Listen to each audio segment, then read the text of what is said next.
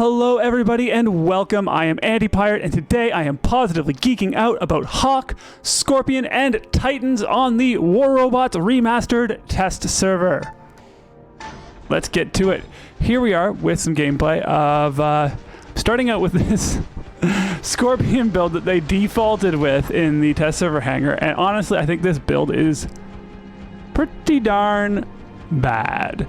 The fire cycle on the Vortex and Aphid just don't really work very well with the Scorpion, and you know, like, this is a build where you want 3 or 4 Vortexes, not 2 Vortexes and an Aphid. It's not going to do very much damage. You know, you can take some chunks of unsuspecting people. I think it's okay against Scorpions specifically because, well, it's okay against Hawk, that's what I meant to say. It's okay against Hawk, because Hawk is not very fast. You can kind of catch them off guard when their ability runs out. But personally, I'm not very good with this.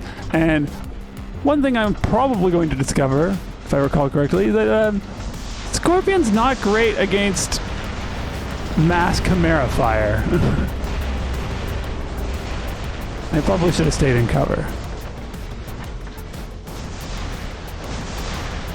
This was the first game that I played on the test server. See, obviously I'm not incapable of dealing a nice burst of damage when I use the Scorpion's ability here because those weapons just don't fit the situation. Now, here's this tier build. I think we've all seen this build, right? And the range and the timing on Shredder and Pulsar don't line up great, but they give you an interesting sort of range scaling that, like, the closer you get, the more damage you deal, but you can still deal okay damage and cause lockdown from all the way out to 600 meters.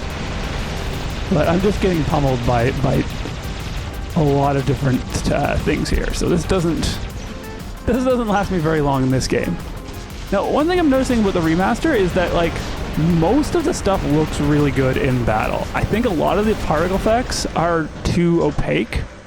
You can see there with all that smoke and the leech's ability, but the models in battle look really good. I think most of the models look kind of terrible in the hangar. The thumbnails of the models are really flat looking, and the actual models in the hangar itself are, like, very harshly lit. It just doesn't look right, so I really hope they work on that in-hangar display. But I think stuff in the battle is starting to look pretty good. Now, I mean, Ravana is pretty natural counter to beast mode bots like Hawk, so this is already not a great situation, but having this behemoth in my sights with those nucleons, pretty good way to clean him up. Also, nucleon's great against the Scorpion, but now I'm in trouble against this Ravana. Managed to kill him, but then I'm toast.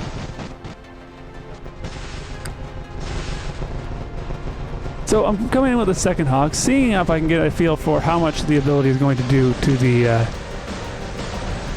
Oming. But as we can see, the Hawk does struggle because the beam is fires at the dead center of the enemy bot. It does struggle to stay on target when you're using it at long range. But my team was really controlling the beacon, so this battle is over relatively quickly, and I managed to come out on top. So we're going to get into another battle that I did on today, Thursday.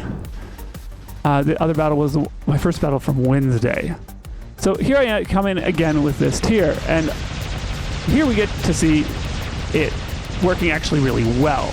I'm able to lock down the Strider before he can get to center, do a bit of damage, and as he gets closer, the Shredders really start to do damage, and along with some backup from my team, we eliminate him pretty easily.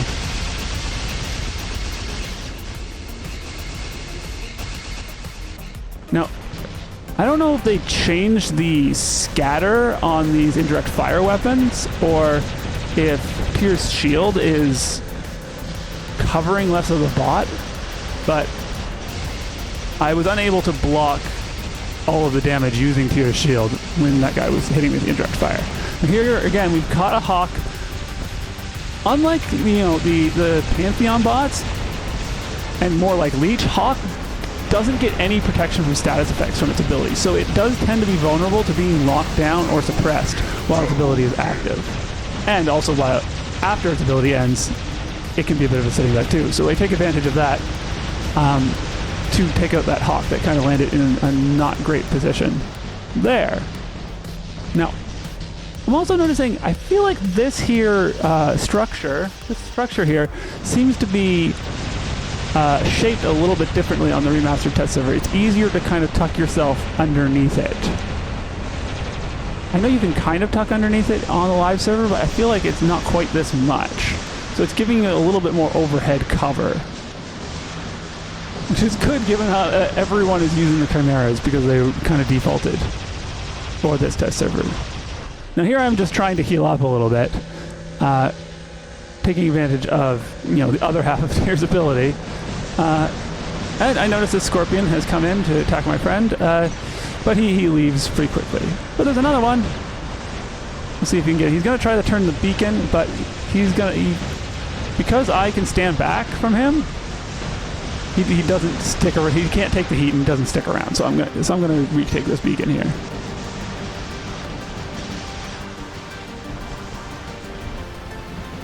So I'm pretty sure this bot doesn't last much longer, and then I'll bring in my Hawks. Oh, see, yeah, I get ambushed by another Scorpion. This one has a little bit more oomph to it with the Scourge and Spark. But I mean, those might get nerfed, so that might not become it may become a much less effective strategy soon. So I'm looking for targets. I want to see how much damage this ability really does. Now the thing is that I have no idea on this test server that the Titans are all based on how the player chose to upgrade them, or maybe forgot to upgrade them.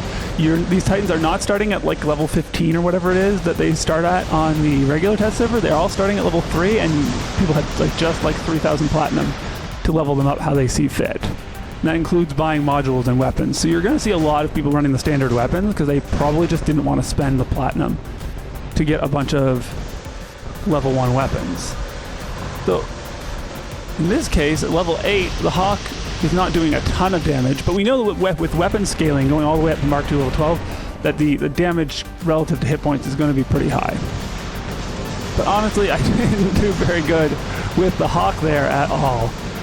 So I'm going to try to take advantage of the extended range of the Calamity. Yeah, the Calamity and Spark. I can't keep Calamity and Cataclysm straight, but yeah, Calamity, Spark, Hawk over here. I'm going to try to take advantage of my extended range. So I'm going to hit him for some damage. Once he gets within 500 meters, I'm ducking to cover. And then he's looking away, so I'm going to hit him some more. My targeting is not really cooperating very much with me. Reloading. Scorpion comes after me. I'm like, if I go up in the air, the Scorpion is going to take some damage from the reflector. Maybe they'll stop shooting me. One thing I've noticed is that the reflector, and here I am getting suppressed, losing out on a big opportunity to deal damage during my ability. And that was from the Nodens. One thing I'm noticing is that the Hawk doesn't reflect quite as much damage as the Leech. And the individual enemies can make a choice for themselves whether or not they're willing to take that reflected damage. So if multiple people attack you, that damage gets spread around actually quite a bit. So taking on a Hawk while the ability active is actually not as hopeless as taking out a Leech, for example, for a couple of reasons. So do consider the situations when it actually is correct to attack a Hawk in the air. And then here comes the glut of indirect fire. Maybe I should have taken cover by that pillar. That might have helped me out there. And now I have to spawn this nonsense build again. But I mean, we've got them down quite a bit on tape, so I'm thinking here I'm just going to try to get some beacons, maybe get a little bit of damage in, and we'll probably be able to end this game. Is this the first? I think this might be the first time we've had these indirect fire. It's really awkward on the remastered test server to be starting out, to be testing for the first time the Hawk and the Scorpion, but also be testing all these indirect fire weapons. It creates a really weird dynamic, I find. Here we go. We've got a Hawk attacking the Nodens. Doesn't seem to be doing a tremendous amount of damage.